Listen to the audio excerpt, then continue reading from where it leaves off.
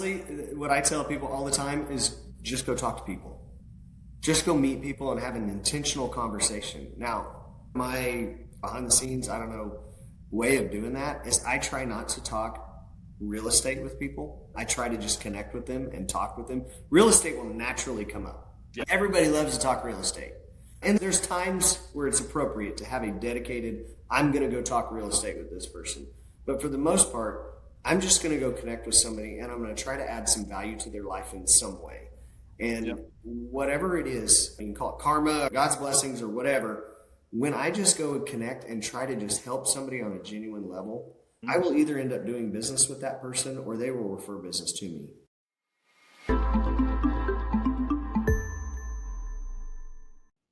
All right. Welcome back to the Why Do I Suck as a Real Estate Agent podcast. Today I have the Don Fifer from the Essential Real Estate Group in Joplin, Missouri. The Don has provided residential, commercial, all throughout the metro area of Joplin. There he's licensed in Missouri, but also holds real estate license in Kansas, Arkansas, Oklahoma. And his background is really about new construction, builder-focused work, but he has experience in all the areas. So the Don, welcome to the podcast, man. How you doing? Hey, man, I'm doing good. Thank you. Thanks so much for coming on. So I always like to get the backstory. How'd you get involved in real estate? What was the transition for you, or did you just jump right in? So give us a reason why you're in real estate. So I guess that story is fairly a long one, but I'll probably date myself and I'll give you the Reader's Digest version or the Paul Harvey story, whatever. So I actually looked at getting into real estate for over 2 decades. I always had an interest in it, but just never really took that leap. But I had a really interesting career going through construction and design. I was an architectural draftsman for a while and then went into lending for quite some time. Back into a little bit of drafting, and then I've always done some home repairs, all that kind of stuff. And then welcome the pandemic, right? The wonderful pandemic, and the company I worked for at the time, my position was eliminated, and my wife said, hey, go get your real estate license. And I said, okay, we're going to do it. And so then I've been doing it ever since, and real glad I am. Love it. So how did you get into new construction and building? So going back to the 90s in high school, I did architectural drafting. And then I've always been one of these people. I was never really very book smart or whatever. And so practical application learning was really great for me. And so I started working at construction sites. I was at Classic, 14 years old. I went and showed up on construction sites and said, what can I do? I just want to make some money and I want to learn. And so I was sweeping floors and learning how to swing a hammer and cut siding and put decks and all that. And so I've worked through a lot of different trades, from a little bit of electrical, a little bit of plumbing, concrete work, roofing, all that. And then during high school was an architectural draftsman at my school that I went to, had a pretty nice vocational program. And so I actually competed on a national level in architectural drafting. It sounds geeky, but it was fun. Yep. And at one point in time, I planned on being an architect, but decided right before I left for school that I didn't really want to go sit in school for 5 years to learn how to do what I was already doing, for lack of better terms. And truthfully, with age comes wisdom. I know I would have learned more than just how to draw, but hey, I made that choice back then and decided to go a different route. So when I got into real estate, I had, with the design and the lending background, I just had a little bit of an inside track, I guess you'd say, with builders and understanding the process and what people go through. And I built a couple of houses myself. And so it was just a natural progression. I was able to work with quite a few of the builders here in town, and our team as a whole still has a focus on that as well. For sure. How many do you have on your team now? So our brokerage, I actually operate in 2 different roles. One is I'm the broker for the Essential Real Estate, and then I manage a team, the largest team in the area, named the Flanagan Group is our team name. And on our team, we have 20 people on the team. Yeah. And then within the brokerage, we're just a little over 30. Love it. Cool. So talking about that, now managing 20 people, you get it from all different types of personality, all different walks of life.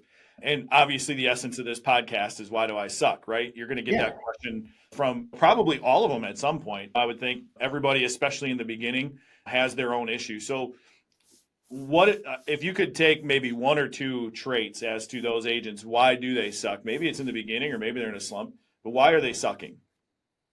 I'm going to probably oversimplify this, and it's funny you bring it up because I do have that conversation with a lot of the agents, and we've got some really solid people within our brokerage and within the team, and everybody hits a slump. Everybody hits difficulty, and it's the nature of this business. it can be really difficult. We just had an event. We kind of like to host events for the entire real estate community at our building a couple times a year. And sometimes I'm not as eloquent as I probably should be, which I know you probably hate hearing that since I'm on here talking with I you. love it, man. Hey, But that's me too. but I did a little toast, and afterwards I was second guessing myself, thinking, man, should I really have been that I don't know, callous about it, but I toasted everybody. I said, hey guys, sometimes this industry sucks. Sometimes it's just really hard and it sucks, right? So I could have probably been more eloquent. But with all that said, a lot of agents will come, and even agents from other brokerages will call and just say, man, I'm really struggling right now.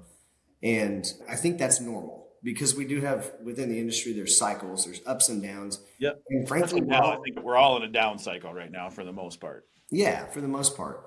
But I think the other part of it is it's difficult because we're dealing with people, we're dealing with emotions, we're dealing with sometimes conflicting goals.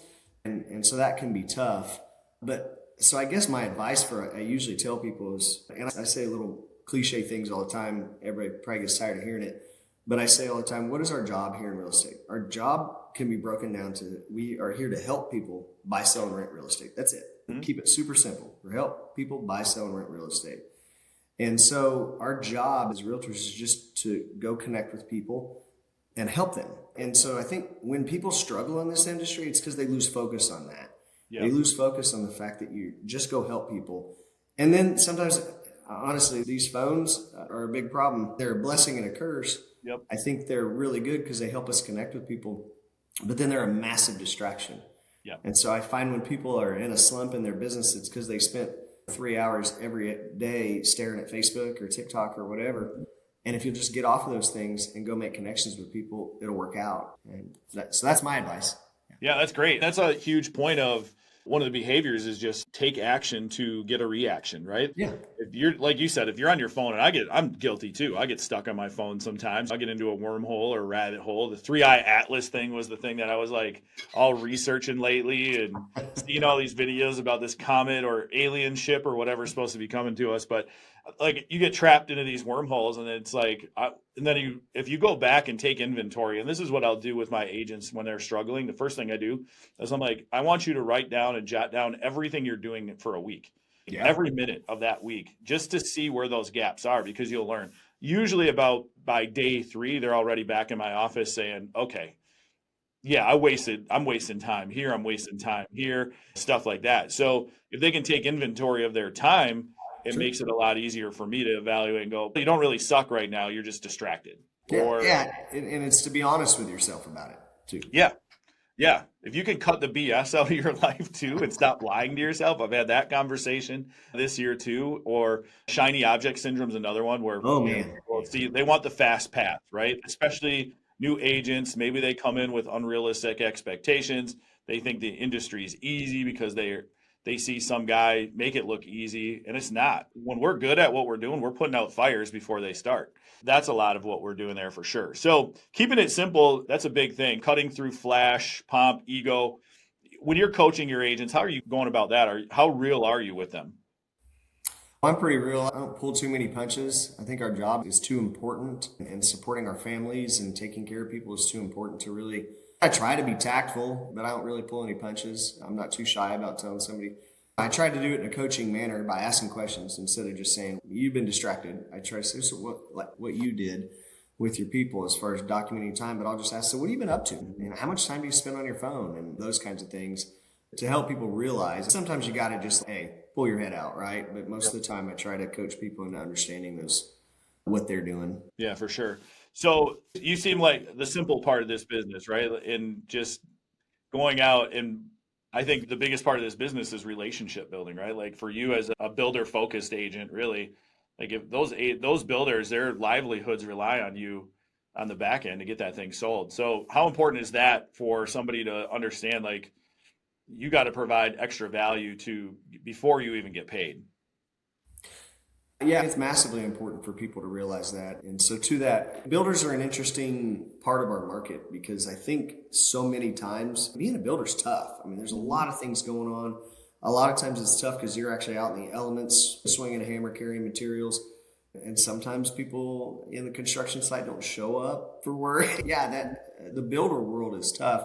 So a lot of what I've had to do in talking with builders is help them understand what all we're doing behind the scenes And yeah, I may not be out there with the snowflakes falling on me just like you are, but I'm grinding and removing obstacles. And then part of it is helping them understand what I can do to take off of their plate so that they can focus on the things that they're really good at, which is the same concept of, like I said, with our team that we have here with the Flanagan group. It's all about leverage, right? Leverage is the term. That application or that concept can be applied to really anybody. And so it's helping the builders understand, let me leverage these things for you because it's what I'm good at. And you go build because that's really what you're good at. And then we're all happy. Yep, for sure. When you're talking about that, now maybe start with the basics. How do you approach somebody new? Like for those that are listening that are brand new to this, they want to become a builder focused agent. What are you advising agents to do in that market? Are you asking like when we go speak with a new builder Yeah. or? Yeah, maybe not even you, but like how are you advising them to go make that communication, that first icebreaker? Sure. So it's not really, in my opinion, that much different than meeting with a regular client. When you're talking to somebody, what are your goals? What do you guys want to accomplish? What do you see next? That kind of thing. People love to talk about their dreams. They love to talk about what they want to accomplish or what they're doing now. And so when you just ask that question, so, hey, what do you guys got going on? Are you staying pretty busy? That kind of thing. People will start to talk about what's going on, and they just naturally will bring up some of the difficulties. Hey, we've really been wanting to build 10 houses a year, but man, we're not getting there because we're delayed on X or we have this Y that comes up. And by having those conversations, you'll find really what the pain points are and really what they're struggling with.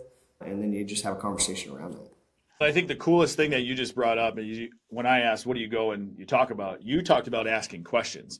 So you're finding out their problems because essentially in real estate, we're problem solvers. That's really our Amen. job, right? Yeah. So Yeah. it doesn't matter if it's $1 million house and somebody needs to sell it to downsize to a smaller one because the kids moved away. It's still a problem for that person. Their house is too big, right? So Yep.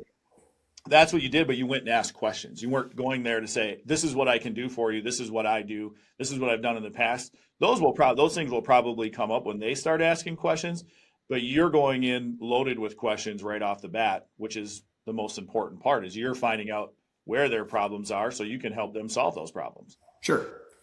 Yeah, I like to send our team every day some inspirational quote or whatever. And I don't get into drink a lot of the Kool-Aid and all that kind of stuff, but there are some things that really resonate. And years ago, there was the show Ted Lasso that was Oh out. yeah, love Ted And Lasso. yeah, I love that show. But the scene where they're throwing darts, and if there's anybody that's watching this that's never Yep. seen the dart scene, now there's a little language in it, but that scene with the darts where he basically sums it all up saying, stay curious. I think that's just the key in what we do. And Yep. so you go into a conversation, I really truly want to find out what's going on in their life. Not necessarily to serve me, but because I truly want to know what's going on with their life. And by knowing that and actually caring about that, it's all going to work out.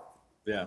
I think he says now, if you would have asked, and then he's just telling Uh-huh. the story and he's just whipping darts. It's awesome. It's such a great scene. I think I just watched it like a month ago. So I Yeah. think I'm on my second or third round with Ted Lasso. We actually have a big on our front door when you walk in, we have the Believe poster. Oh, yeah. That's cool. Painter's tape up and all of it kind of cocked sideways. Yeah, we got it. I'm on the same page there. Leading into that, especially with 20 people, there's a lot of diversity within 20 people. Doesn't matter what race, color, religion, all that stuff aside, they're still human beings and every human being's different. So, how are you successfully navigating the day to day? Because they're people, right? They get mad at each other. There's imposter syndrome. There's all the stuff, right? So, how do you handle that? So I see my role in that is to just be a support, and it's a lot of conversation. It's a lot of open door. We're a pretty open team. We've got a really unique culture, and so we spend a lot of time together. We do regular training sessions twice a week, and then a third one once a week with the brokerage as a whole. And it's truly around like transparency and conversation. And I'll be the first one to admit my mistakes and say, "Hey, listen, I screwed up," and because I feel you got to be that, right? People got to know you're real. That way they can be real with you. And so it's a lot of conversations. And to what we talked about earlier, sometimes it's a lot of hard conversations of really telling somebody, hey, you got to stop being a knucklehead. You brought up the shiny syndrome or whatever. We call it squirrel. Yeah, I got that too. That's my problem. Yeah. And it's really easy. This industry is based around all these flashy ways of trying to do our business, and really our business is just go connect with people. And so sometimes that's the hard conversation is, I'm like, why are you spending money over here on this when you literally could go pull out your phone and make a couple phone calls, make some connections, and you're going to be 10 times more successful than this TikTok video or whatever. Yeah, and my agents, they do a lot of that too. They love but it's, to me, our girls, they do some funny stuff with Yeah.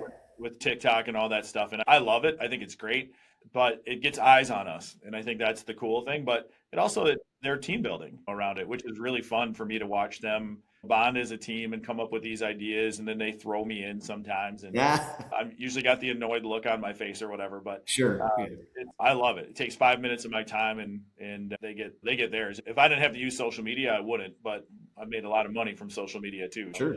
So are you, when you're having your team meetings, do you bring up, this is something I've pondered and gone back and forth with my team, and I think I do it on a smaller level with the in-house agents, but do you have them share their goals with each other?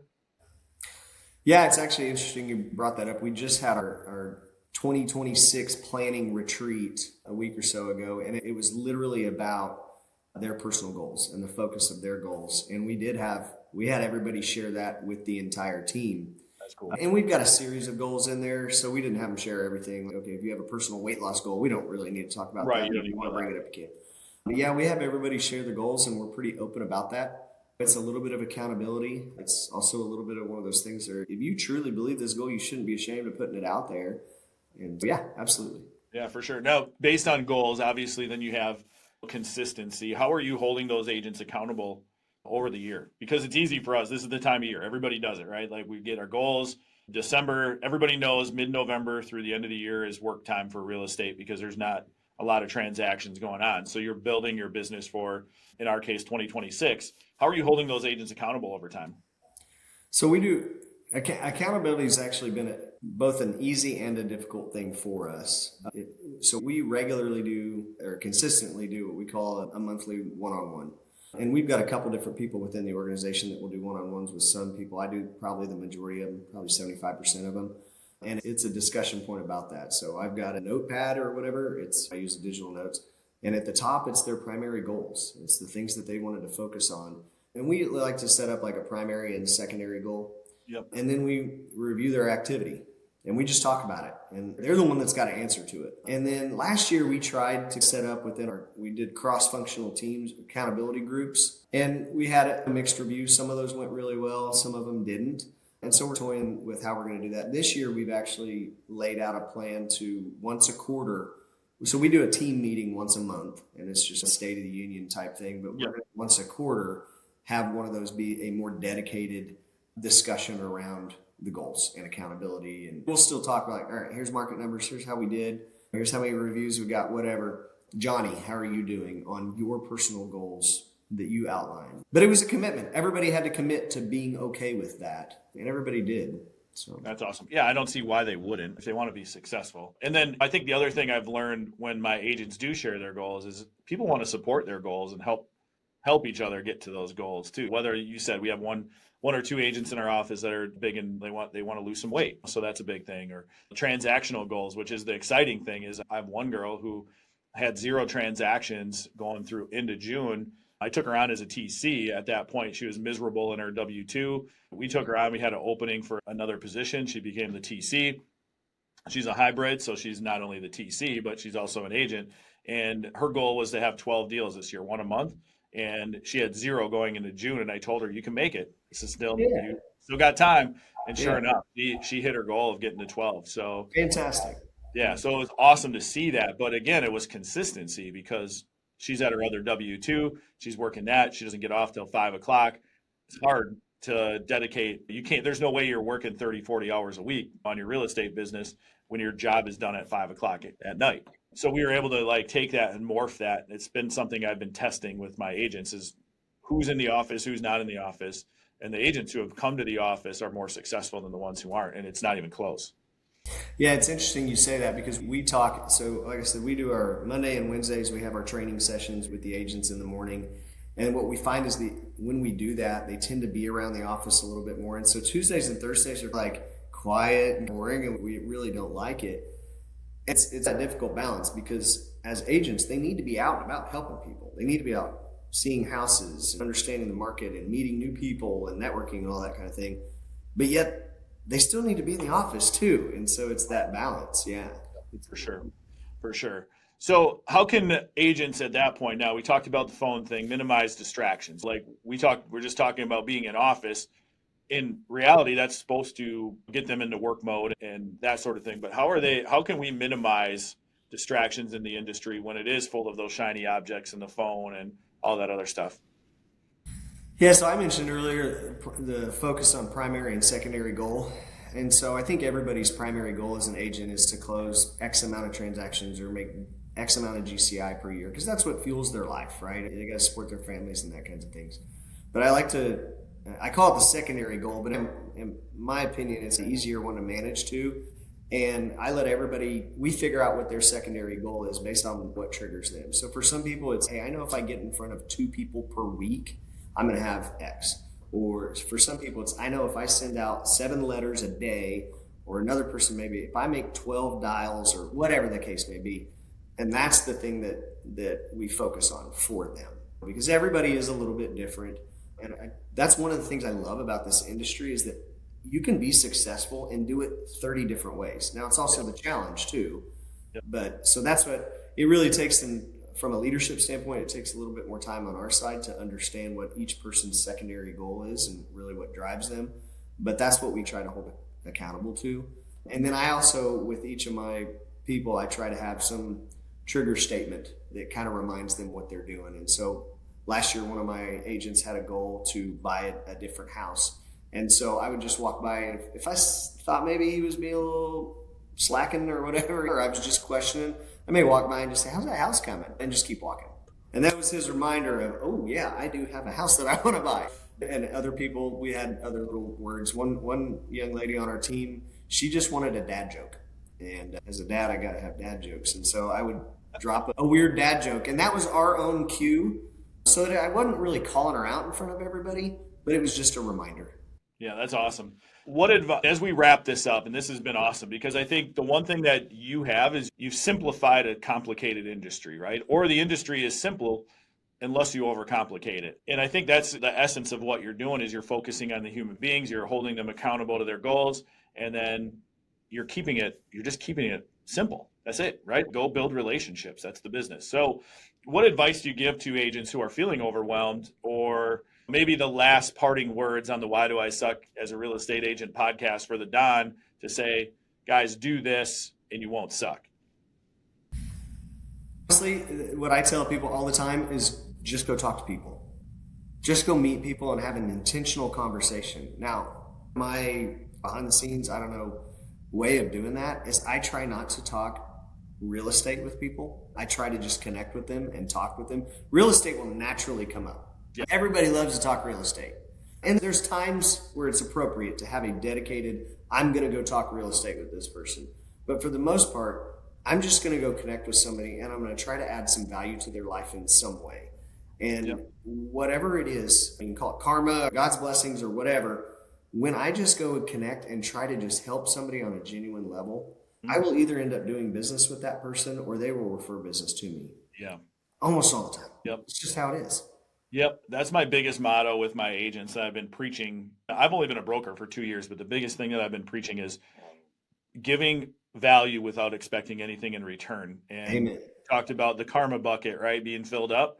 That's what happens is you fill up that karma bucket. You don't know when the business is coming, but it inevitably does. And so that's so huge. So that's awesome. Don, thanks so much for coming on, man. You've been amazing. It's so good. I think this is one that everybody needs to listen to because you don't need to overcomplicate this business. You're doing it. You're building it. You got 20 agents, 30, so to speak, and you're doing it right, man. I appreciate what you're doing for your area and in the industry in and of itself. It's not flashy. It doesn't need to be. You just take care of people. Yeah, love it. All right, guys. That was Don Fifer down at Joplin, Missouri. Don, thanks so much for coming on. And guys, that is the Why Do I Suck as a Real Estate Agent podcast. Make sure to give us a follow. And thanks again, Don. Thank you. So that's a wrap here on the Why Do I Suck as a Real Estate Agent podcast. Thank you so much for spending time with me and our guests. The people you hear on this show really aren't guessing. They've been doing the work. They've been doing it for a long time. They're sharing their behaviors, their habits, their successes, their systems that actually lead to real work, real success. So please subscribe and follow so you don't miss the next conversation. Until next time, remember, you don't suck. You're learning. It's the beginning, or maybe you're in a rut, but you don't suck. So make a few changes, stay curious, stay consistent, and please keep coming back.